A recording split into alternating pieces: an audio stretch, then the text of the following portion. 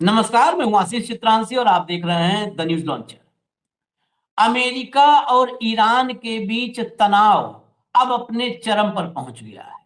दूसरे दौर की अप्रत्यक्ष वार्ता जो ओमान की मध्यस्थता में हो रही है, उस अप्रत्यक्ष वार्ता के भी कोई ठोस नतीजे निकलते अब तक नजर नहीं आ रहे, क्योंकि अमेरिका की शर्तें ईरान पर भारी पड़ती नजर आ रही हैं। ये शर्तें ऐसी हैं जिनको ईरान स्वीकार नहीं कर सकता। अब शर्तों में सिर्फ परमाणु कार्यक्रम नहीं है, अब शर्तों में मिसाइल कार्यक्रम को भी शामिल कर लिया है। अब 3 मुख्य शर्तें मैं आपको बता दूं जिस पर अब ईरान नहीं तैयार, जो अभी लेटेस्ट अपडेट। पहली, पूरी तरह से परमाणु कार्यक्रम बंद किया जाए।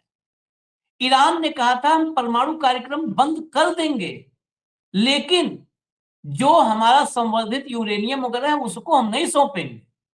ये कह रहे हैं कि आप पूरा कार्यक्रम बंद करो, जितना आपकी मशीनरी जो सेटअप है उस सेटअप डिस्ट्रॉय करो, जितना संवर्धित यूरेनियम है वो सब सौंप दो। वहां पर नहीं बनी सहमति। उसके बाद है मिसाइल कार्यक्रम। मिसाइल कार्यक्रम भी बंद कर दो, मिसाइल ही उसकी ताकत है। अभी इजराइल को सबक सिखाया था, वो भी बंद कर दो, वो भी नहीं तैयार है। तीसरा है कि जो आप हमास या जो है हिजबुल्ला जैसे गुटों को आप सहयोग करते हो वो बंद करो। इस पर वो सोच सकते थे, लेकिन जब पहले दोनों नहीं तैयार होंगे तो तीसरे पे सोचने का कोई सवाल ही नहीं है। तो अब खामनेई और ईरान ने खुलेआम ट्रंप को वो धमकी दी है जो अब तक शायद ट्रंप को किसी ने इस तरह की धमकी नहीं दी होगी। उनके सारे युद्धपोतों कहा है कि युद्धपोत भेज रहे हो, यहीं डुबो देंगे युद्धपोत, और उसकी तैयारी भी कर रहे हैं। ईरान के पास ऐसे 3 से 4 खतरनाक हथियार हैं और एक ऐसा इलाका है जो पूरी दुनिया का ऑक्सीजन बंद कर सकता है। वो दुनिया का फेफड़ा कहा जाता है, दुनिया की इकोनॉमी का फेफड़ा। वहां पर ईरान एक्टिव हो गया है और खामेनेई ने कहा है कि तुमको बहुत ताकतवर सेना कहते हो, ऐसा भी होता है कई बार ताकतवर सेना को ऐसा थप्पड़ पड़ता है कि फिर दोबारा वो खड़ी नहीं हो पाती है, और तुम्हारे युद्धपोत भी डुबाने की व्यवस्था हमारे पास है। तो अब मामला जंग की तरफ बढ़ रहा है और जंग में ईरान की धमकियां ये अमेरिका और ट्रंप दोनों के लिए अब बहुत शर्मनाक भी हैं और इन दोनों धड़कने बढ़ाने वाली भी हैं। भाव को लाइए, मैं खबरें दिखाऊं। इसमें काफी खबरें हैं, बहुत काम इस पे हुआ है। स्वागत है भाऊ। जरा देखते हैं पहले फटाफट, फिर आपके पास आते हैं कि टिप्पणी के लिए। लाइए भैया, हेडलाइन दिखाइए। हेडलाइन, युद्ध ही एकमात्र रास्ता, ईरान अमेरिका में नहीं बन रही बात, ट्रंप की हर शर्त नामंजूर। इसमें जो लिखा मैं हेडलाइन बता रहा हूं क्योंकि शर्तें जो है शर्तें मैं आपको सब बता चुका हूं, एक बार रिपीट कर दूंगा। ट्रंप की रेड लाइंस जो बातचीत की टेबल पर ईरान नहीं मान रहा, बन सकती है जंग की वजह। और मैं आज आपको खामनेई का बयान भी सुनवा दूंगा, हालांकि उसका नीचे जो इंग्लिश ट्रांसक्रिप्ट आता है उसको पढ़ के ही समझ में आएगा। ये रेड लाइंस वही हैं। परमाणु कार्यक्रम जीरो कर दो, जितना पहुंचे हो सब खत्म कर दो। मिसाइल कार्यक्रम और सबसे ज्यादा मिसाइल कार्यक्रम बंद करो, और सारे गुटों को जो क्षेत्रीय गुट हैं उनको सहयोग बंद करो। बात नहीं बनी। आगे चलिए। अमेरिका ने ईरान के सिर पर खड़े कर दिए 3-3 युद्धपोत। 180 फाइटर जेट से होगा खामनेई का खात्मा। बात नहीं बन रहा तो अमेरिका का एग्रेशन ये तो किसी से भी नहीं छिपा हुआ है। जरा दिखाते हैं क्या क्या तैयारी है। अमेरिका की तैयारी पहले देख लेंगे, तब आपको ईरान का जवाब ज्यादा बेहतर समझ में आएगा। ये देखिए अमेरिका की तैयारी पहले। दुनिया के सबसे बड़े aircraft carrier USA Gerald R Ford को पश्चिम एशिया भेजा जा रहा है। ये वही युद्धपोत है जिससे वेनेजुएला के खिलाफ कार्रवाई हुई थी। इससे पहले अमेरिका ने सबसे ताकतवर युद्धपोत यूएसए अब्राहम लिंकन को खाड़ी में तैनात कर रखा है। अब ऐसी भी रिपोर्ट है कि अमेरिकी रक्षा मुख्यालय पेंटागन एक और खतरनाक जंगी बेड़े यूएसए जॉर्ज H.W. बुश की भी तैनाती करने जा रहा है। मतलब जितनी ताकत है सब, लिंकन है, जॉर्ज बुश जंगी बेड़ा और एयरक्राफ्ट कैरियर जो है सबसे बड़ा दुनिया का एयरक्राफ्ट कैरियर गेराल्ड, ये सब वहां तैनात। इस जंगी बेड़े को भी तैयार रहने के निर्देश दिए गए हैं। फिलहाल चलता फिरता किला अमेरिका के वर्जीनिया तट पर ट्रेनिंग एक्सरसाइज ये पूरा कर रहा है। अब खूबी आपको मैं जॉर्ज बुश के बता दूं, ये जॉर्ज बुश अगर आएगा युद्धपोत तो इसकी क्या खूबियां हैं, क्या ताकत है, लाइए अगर चेंज करिए। जॉर्ज बुश युद्धपोत निमित्ज क्लास का सबसे उन्नत जहाजी बेड़ा है। ये न्यूक्लियर पावर्ड सुपर कैरियर है और गाइडेड मिसाइल क्रूजर से लैस, न्यूक्लियर पावर से भी। यह टाइकोंडरगा क्लास क्रूजर एयर डिफेंस को कमांड और कंट्रोल करता है। डिस्ट्रॉयर स्क्वाड्रन दुश्मन की मिसाइलों को नष्ट करने वाले गाइडेड मिसाइल डिस्ट्रॉयर से लैस है। ये हैं USS Nitze, USS Truxtun, USS Delbert D Black. परमाणु पनडुब्बियां, इस बेड़े पर कम से कम 2 हमलावर परमाणु पनडुब्बियां हैं। ये लॉस एंजलिस और वर्जीनिया क्लास की पनडुब्बियां हैं। सपोर्ट शिप, इसके साथ लड़ाकू शिप भी है जिसमें ईंधन सप्लाई, हथियार और रसद वगैरह रहती है।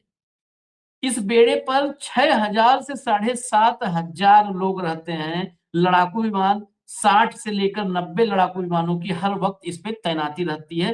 60 से 90 लड़ाकू विमान, भारत के हिसाब से तो 4-5 स्क्वाड्रन इसी पे रहता है। अब आइए यूएस जो है अब्राहम लिंकन पर। ये समंदर का बादशाह कहा जाता है और इस तैरते किले पर F-35 जैसे दुनिया के सबसे ज्यादा उन्नत लड़ाकू विमान तैनात होते हैं। इस पर समंदर की निगरानी करने वाले और सावधान करने वाले E-2C हॉकाई विमान भी तैनात हैं जो 360 डिग्री पर निगरानी करते हैं ताकि दूर से आने वाले खतरे को लिंकन पहले ही तबाह कर सके। इस युद्धपोत को चलाने के लिए 2 wasting house A4W nuclear reactors हैं। ये न्यूक्लियर रिएक्टर से पोत चलता है। इसमें 4 टरबाइन, स्टीम टरबाइन हैं और ये 30 नॉट्स यानी 35 मील प्रति घंटे की रफ्तार से चलता है। इसकी खूबियां क्या है, जलाइए खूबियां दिखा दीजिए। इसमें स्प्रुएंस, माइकल मर्फी और फ्रैंक ई पीटरसन जूनियर जैसे डिस्ट्रॉयर्स लगे हुए हैं। अमेरिकी नौसेना की बादशाहत के लिए जंगी बेड़ा सबसे प्रभावशाली माना जाता है। इसमें 5680 सेलर्स और एयर विंग मेंबर्स रहते हैं। ये 1000 फीट लंबा और 1 लाख टन वजनी है। 90 जंगी विमानों का बेड़ा हर वक्त रेडी। इस पोत पर हर वक्त 90 लड़ाकू विमान तैयार रहते हैं जिसमें F-18 हॉर्नेट या F-35 लाइटनिंग 2 जैसे दुनिया के सबसे ताकतवर लड़ाकू विमान है। ये दोनों युद्धपोत मिलाकर के 180 यानी करीब करीब 9 से 10 स्क्वाड्रन तो यही दोनों है। भारत के कुल स्क्वाड्रन का 1/3 यही 2 युद्धपोत पे है। ये तैनाती है और तीसरा जो वेनेजुएला वाला है वो आ ही रहा है। अब जरा आगे चलिए, खबर तो यहां तक तो है कि ये अमेरिका की ताकत है। अमेरिका की ताकत दुनिया को पता है। छिपा रुस्तम तो ईरान है। लाइए खबर अगली लाइए। ईरान भी कर रहा है युद्ध की तैयारी। खामनेई बोले हम समंदर में ही डुबो देंगे अमेरिकी जंगी बेड़ा। आगे चलिए। ईरान को झुका नहीं पाओगे, खामनेई ने ट्रंप को धोकर रख दिया। युद्धपोत पावरफुल आर्मी कुछ नहीं छोड़ा। आगे चलिए। खामनेई का ट्रंप को करारा जवाब, एयरक्राफ्ट कैरियर से मत डराओ, उसे डुबोने वाला हथियार ईरान के पास। चलिए। डुबा सकते हैं अमेरिकी युद्धपोत, ईरान के सुप्रीम लीडर खामनेई की डोनाल्ड ट्रंप को खुली चेतावनी। अब जरा थोड़ा भीतर चलते हैं और फिर इसके बाद ही आपको हम सुना देंगे खामनेई को, फिर भावुक पास चलेंगे और फिर वो खुलासे जो तैयारी है ईरान की उस पर आएंगे। अमेरिका और ईरान के बीच लंबे समय से तनाव चरम पर है। मंगलवार को ईरान के supreme leader ayatollah Ali Khamenei ने ट्रंप को चेतावनी दी कि खाड़ी में तैनात अमेरिका का युद्धपोत डुबा सकते हैं।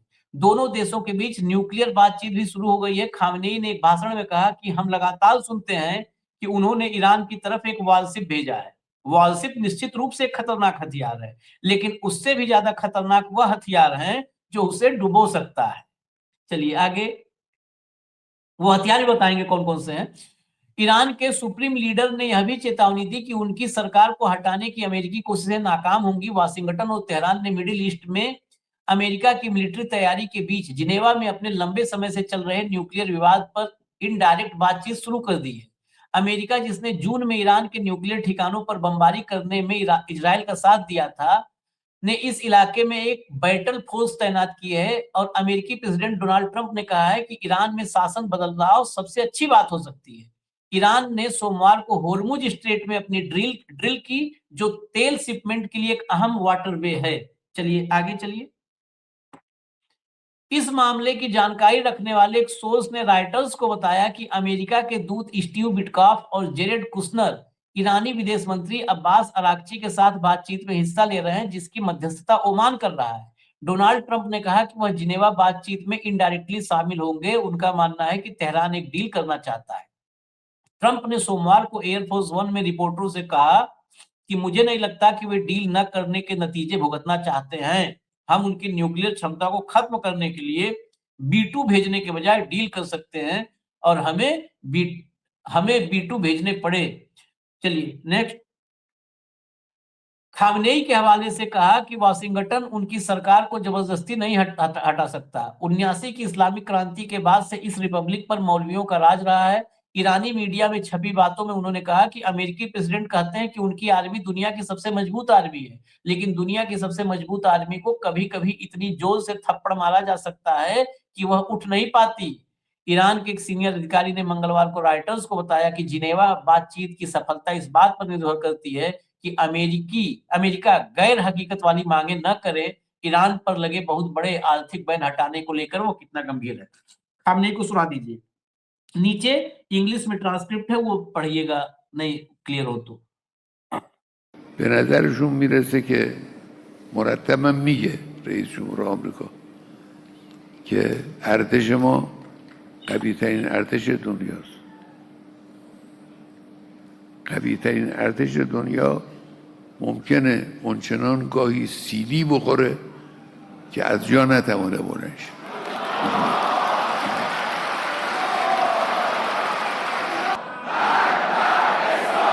هی میگن ما ناو فرستادیم طرف ایران. خیلی خوب، ناو البته یک دستگاه خطرناکی است، اما خطرناکتر از ناو اون سلاحی است که میتوانه این ناو رو به قعر دریا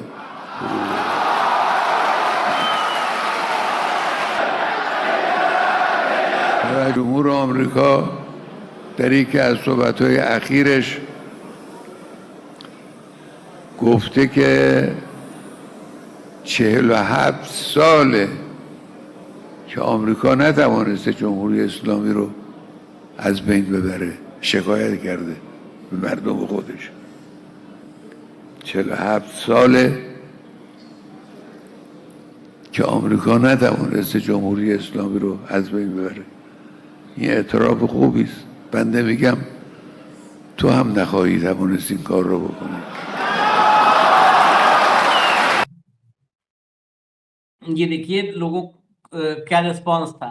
एक बात था कि खतरनाक वहां भी लगता है खतरनाक ही बोला जाता है, क्योंकि डेंजरस को भी खतरनाक बोल रहे थे, उतना हमें भी समझ में आ गया। भाऊ अब आर पार आशीष, ट्रंप दो तो बात रोज बोलते हैं, दो लेकिन खामनेई ने एक दो बार में सब जवाब दे दिया। दो बात यदि आपने देखा होगा कि जब पहली इनकी ओमान के द्वारा बातचीत चालू हो गई थी, और बातचीत भी कैसी होती है ये भी हमने डिस्क्राइब किया था कि दो अलग-अलग होटल में रुके हैं और ओमान के जो नुमाइंदे हैं बातचीत करने वाले, पहले इनकी बात सुनते, उनके पास जाते, उनकी बात सुन के इधर आते, अक्रॉस द टेबल भी नहीं बैठ पा रहे ये लोग। और जिस दिन ये 5 कंडीशन उन्होंने डाली थी कि आप न्यूक्लियर अपना पूरा पावर जो एक्सपेरिमेंट वो सब बंद कर दीजिए न्यूक्लियर का, उसके बाद आप मिसाइल बंद कर दीजिए, आप लोगों को जो ये मदद करते हैं अलग-अलग आतंकी गुट को सब बंद कर देंगे। इसमें आतंकी गुट की मदद बंद हो सकती है। न्यूक्लियर इस पे फिर से एक बार इंटरनेशनल एजेंसी की निगरानी के लिए परमिशन पहले थी, ईरान की दी थी, लेकिन बाद में ईरान ने बंद कर दी, वो दी जा सकती है। लेकिन मिसाइल का कार्यक्रम बंद करना, तो ये कंडीशन कुछ ऐसी रखी है कि इस कंडीशन के चलते मुझे तब भी नहीं लग रहा था, तब भी मैंने कहा था कि ये बहुत मुश्किल लगता है कि मुझे किसी इस टेबल पे कोई प्रॉब्लम सॉल्व हो जाएगा। ये लगातार प्रेशर बढ़ा रहे हैं। उन्होंने डीप स्टेट का भी उपयोग किया। ईरान में भयानक दंगे हुए। ईरान के लोग, ऐसा बताया गया कि ईरान के यहाँ पब्लिक बिल्कुल रास्ते पे है, सब कुछ है।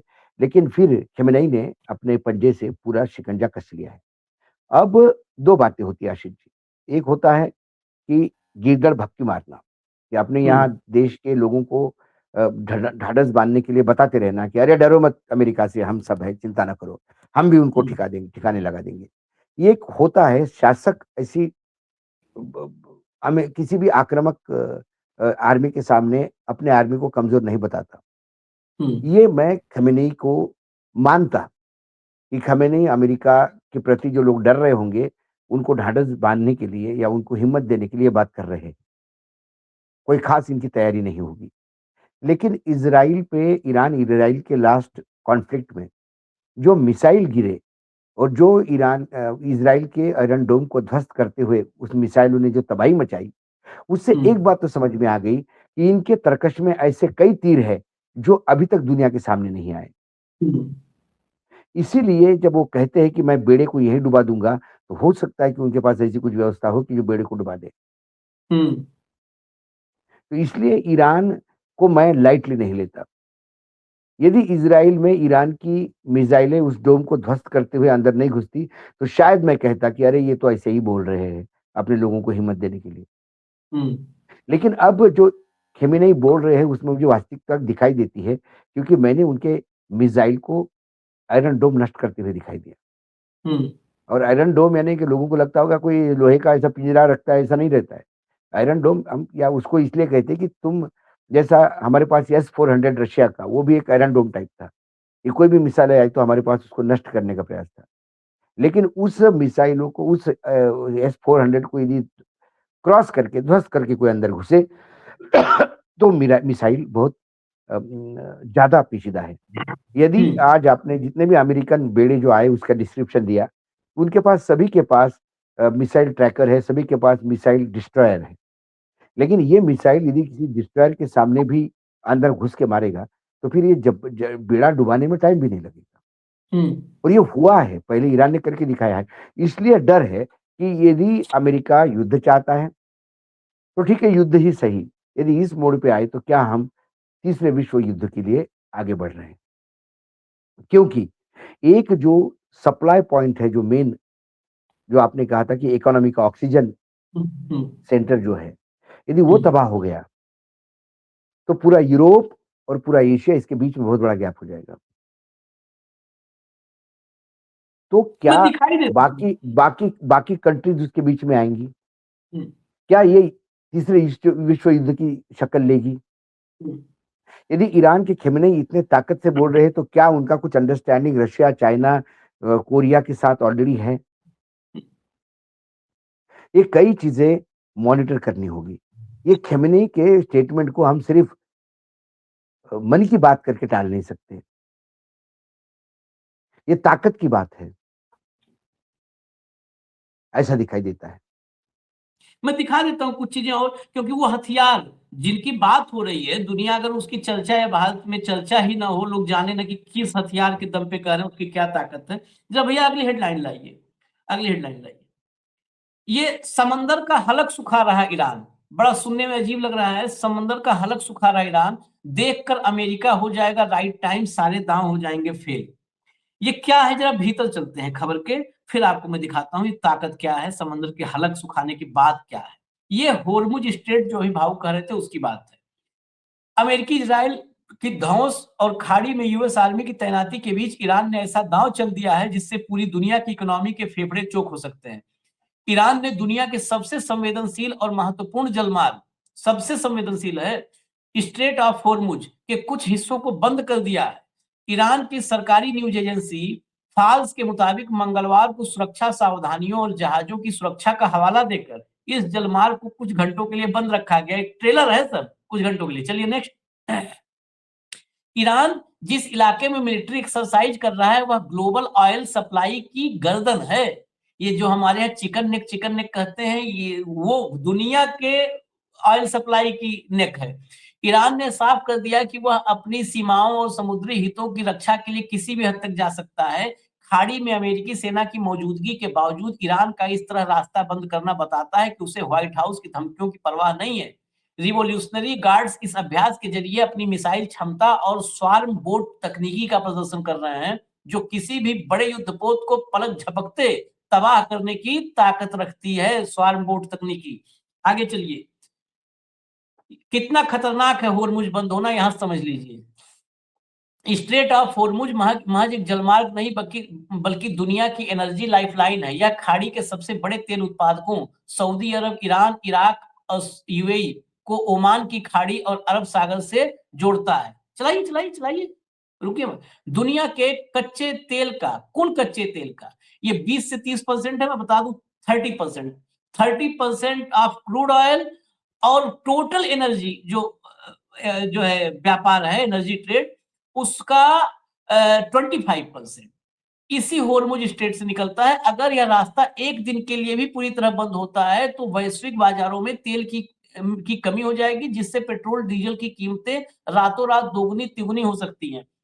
20 लाख बैरल 20 लाख बैरल सिर्फ होर्मुज स्ट्रेट से जाता है तेल। और खासकर भारत, चीन, हम लोग सोचते हैं कि हमारा कुछ नहीं है। दरअसल इस युग में तो वाकई कुछ नहीं है, क्योंकि हमारी बुद्धि सोचने के लिए बंद कर दी गई है। ये होर्मुज स्ट्रेट बंद होगा तब भारत में, आप छोड़िए आपकी स्कूटर, मोटरसाइकिल और कार, पूरा का पूरा जो ट्रांसपोर्टेशन है ना, ट्रक पर जो माल ढुलाई हो रही है, सब बंद हो जाए, ठप सब हो बंद हो जाएगा, जाएगा।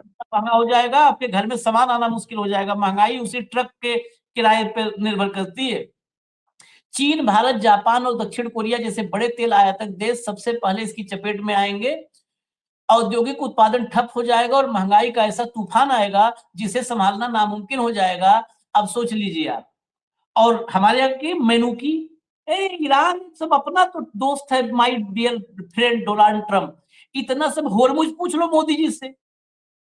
नहीं नहीं नहीं, अब इनको ची आशीष कर देंगे। ना ज्योग्राफिया पता है, ना इनको इकोनॉमी का पता है, ना वर्ल्ड ऑर्डर का पता है। और इनके ना समझ होने से देश का नुकसान हो रहा है, लगातार नुकसान हो रहा है, रोज नुकसान हो रहा है।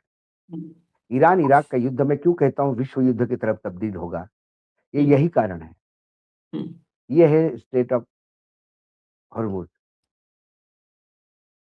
बिल्कुल वहीं जाकर के, हाँ, बिल्कुल वहीं पे जाकर के सिकुड़ करके कतार पतला हो है, जाता है। देखिए सऊदी अरेबिया है, कतार है, कुवैत है, ईरान है, इराक है, इन सब का ऑयल वहीं से जाता है। और ये होर्मुज स्ट्रेट ईरान के बिल्कुल, ईरान देखिए आप, ऊपर पूरा बड़ा सा ईरान दिख रहा है, होर्मुज स्ट्रेट में ही वो सब अभ्यास करते हैं। इधर पर्शियन गल्फ, फारस की खाड़ी दिख रही है, और इधर गल्फ ऑफ ओमान। फारस की खाड़ी और गल्फ ऑफ ओमान को वही पतली सी जगह जो है, वो नहर जैसी है पतली सी, वही इलाका पूरा जोड़ता है। अब समझ लीजिए आप भाव। मैंने वही तो कहा कि मैंने स्टार्टिंग में कह दिया था कि मैंने बोला ये जब देखिए आने वाला युद्ध जो है वो इकोनॉमिकल है, ट्रेड युद्ध है, और ट्रेड से शस्त्र उठाते हैं। अमेरिका भी क्या कर रहा है? अमेरिका ने बोल ही दिया ना कि अमेरिका, पाकिस्तान और भारत यदि युद्ध नहीं बंद कर देगा मैं ट्रेड बंद कर दूंगा। ट्रेड के चक्कर में युद्ध बंद हो गया। जो हाँ। अमेरिका का राष्ट्रपति क्या उसकी बात माने, कम से कम वो बोलता है तो झूठ तो नहीं बोलता है, तो बोल देता है जो भी है वो। हमारे जैसा नहीं है कि जबरदस्ती नहीं, उधर से फोन आया कर दिया, उधर से फोन आया कर दिया, कि रटने लगाता है। हम अपने आप को कहाँ पाते हैं ये देखना है। ये ईरान और अमेरिका का युद्ध नहीं है, इजराइल ईरान नहीं है। इसमें भारत, रशिया, चीन, कोरिया, यदि ये लाइंड अप हो गए तो फिर यूरोप भी देखेगा किधर जाना है, क्योंकि अमेरिका की दादागिरी से यूरोप भी पछता है। क्या कहीं अमेरिका अलग थलग तो नहीं पड़ जाएगा? और फिर भारत में जो राजदूत है अमेरिका के, जिसका भाषण कल आपने बिल्कुल डिटेल में बताया था, आज ईरान गया है, अगला नंबर चीन का है, उसके बाद रशिया, भारत, सबके नंबर आने हैं।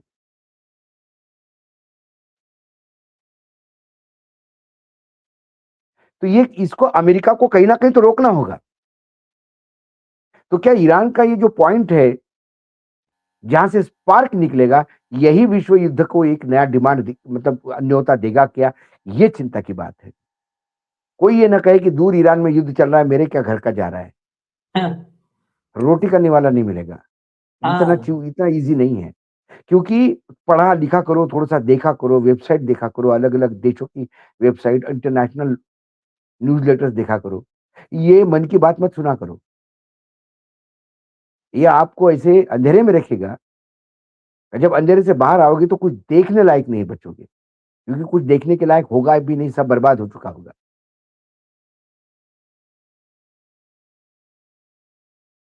ये हम्म ये है वर्तमान में स्थिति। और ये हमारा रिलेशन ईरान के साथ कैसा था, आज हम कहाँ खड़े रहे। कल ये विश्व युद्ध की शक्ल होती है तो हमको ही पता नहीं हमको किधर जाना है। अरे हम तो किधर भी नहीं रहेंगे। हमारा तो दुनिया में तब भी पता चलेगा, कहेंगे कि मोदी जी का मास्टर स्ट्रोक, पूरी दुनिया में युद्ध हो रहा है और हम भूखे मर रहे हैं, मोदी जी का मास्टर स्ट्रोक देखिए। हाँ, यहाँ पे बिल्कुल। गिद्धों की बात छोड़ दीजिए, भारत के लिए भी अगर युद्ध होता है तो बहुत तनावपूर्ण स्थिति हो जाएगी और बहुत भारत में तनावपूर्ण वाकई भूखमरी आ सकती है। और क्यों? ईरान की धमकियां ऐसे हवा हवाई नहीं है, उसने दिखाया है। और आगे मैं और दिखा देता हूं, जो मैंने कहा था तो वो दिखाऊंगा। हेडलाइन लाइए।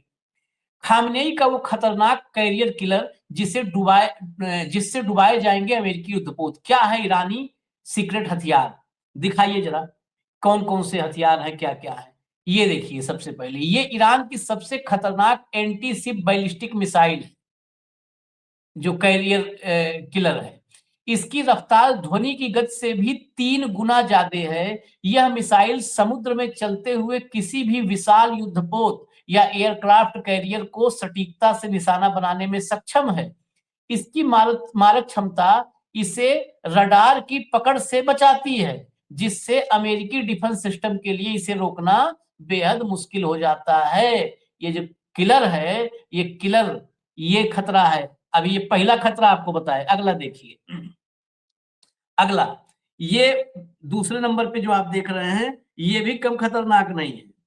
ईरान के पास दुनिया के सबसे तेज टॉर्पीडो में से एक हौत है, हौत उसका नाम है। इसकी स्पीड 360 किलोमीटर प्रति घंटा है इस टॉर्पीडो की, जो पानी के नीचे चलने वाले किसी भी सामान्य टॉर्पीडो से 4 गुना अधिक है। जितने और टॉर्पीडो हैं उनसे 4 गुना तेज है ये सुपर कैविटेशन तकनीकी पर काम करता है, जिसका मुकाबला करना फिलहाल किसी भी नौसेना के लिए एक बड़ी चुनौती है। चलिए आगे चलिए। अगला, आत्मघाती ड्रोन और स्वार्म तकनीकी। अभी स्वार्म की बात एक जगह आपने सुनी थी, देखिए आप स्वार्म। खामनेई ने जिस खतरनाक रणनीति का जिक्र किया है उसमें ईरान के शाहिद और अबाबिल जैसे आत्मघाती ड्रोन शामिल हैं। ईरान की रणनीति ये है कि वो एक साथ सैकड़ों छोटे ड्रोन और तेज रफ्तार नौकाओं से अमेरिकी युद्धपोत पर हमला कर सकता है। एक विशाल जहाज के लिए एक साथ 100 दिशाओं से आने वाले छोटे हमलों को रोकना लगभग नामुमकिन हो जाएगा। छोटे छोटे सीधा चारों तरफ से, मतलब 100 आ जाए नंबर आप।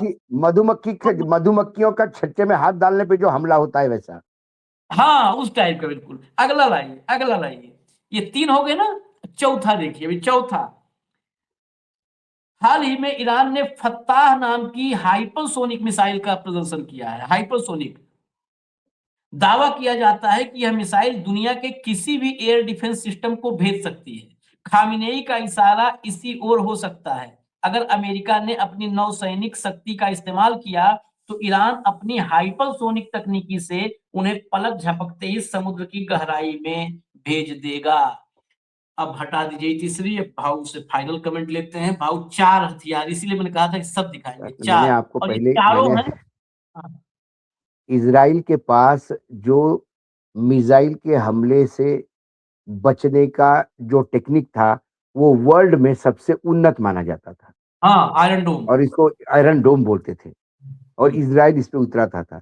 जिस दिन हम्म, ईरान ने आयरन डोम को ध्वस्त करते हुए इजराइल की को नुकसान पहुंचाया, उसी दिन इजराइल अमेरिका के पास भागा।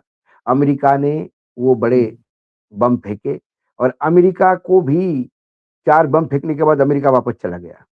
हम्म, तो अमेरिका ने जितना नुकसान करना था उतना कर दिया, लेकिन पूरा नुकसान हुआ ही नहीं क्योंकि उन्होंने अपना यूरेनियम पहले शिफ्ट कर दिया था। ये भी हम्म, खबरें हमने दिखाई थी। हम्म, लेकिन हम सिर्फ 4 बम गिरने से चुप नहीं रहते। ये बताने के लिए अमेरिकी एयरबेस, अमेरिकी जितने बेस है नॉर्थ मिडिल ईस्ट में, वहां पे ईरान ने हमले किए और अमेरिका ने भी कहा कि ठीक है, हमने आप पे किया, आपने हम पे किया, अब खत्म हो जाएंगे, खत्म करिए। तो ईरान चुप नहीं रहता, ईरान बदला लेता है। ईरान के पास घातक मिसाइल है हम्म, और मैंने आपको यही कहा कि ये 4 मिसाइल, जो 4 आपने बताई चीजें, ये 4 चीजें विश्व के किसी भी ताकतवर बेड़े को डुबाने में सक्षम होते हैं। हाँ। क्या अमेरिका ईरान का युद्ध होने के बाद क्या ईरान का जो ये एरिया है, जो ओशन है, जहां समुद्र में जहां ये सब जंगी जहाज पार्क हुए हैं, क्या ये पर्ल हार्बर को रिपीट करेगा? सेकंड वर्ल्ड वॉर की शुरुआत पर्ल हार्बर से हुई थी, जब जापानी सैनिकों ने अमेरिका की नाक, जिसको कहते हैं पर्ल हार्बर, जिसमें सैकड़ों जंगी जहाज खड़े थे, एक रात में नष्ट कर दिए थे और फिर जापान पे एटॉमिक बॉम्ब गिराना पड़ा। क्या ये पर्ल हार्बर जैसा स्थिति होगी? और यदि ये जंगी बेड़े डूबते हैं तो फिर क्या एटॉमिक युद्ध शुरू होगा? चलिए, सवाल बहुत डरावना सारे हैं। डरावनी चीजें सामने दिखाई देती हैं। और भारत के लिए भी थोड़ा सा सोचने का, कम से कम कुछ नहीं तो हालात पर नजर ही रख लो। तो खी खी खी से थोड़ा टाइम निकाल के थोड़ा हालात पर नजर रख लो, उधर भी मॉनिटरिंग हो रही है कि नहीं हो रही। अब तो पता ही नहीं चलता है कि भारत ध्यान भी दे रहा है कि नहीं दे रहा है, क्योंकि इवेंट में मस्त है साहब, इवेंट में मस्त है। इवेंट जीवी सरकारें हैं ये, इससे कुछ नहीं हो सकता। चलिए, इजाजत दीजिए हमें। धन्यवाद भाव, बहुत बहुत धन्यवाद। नमस्कार। नमस्कार।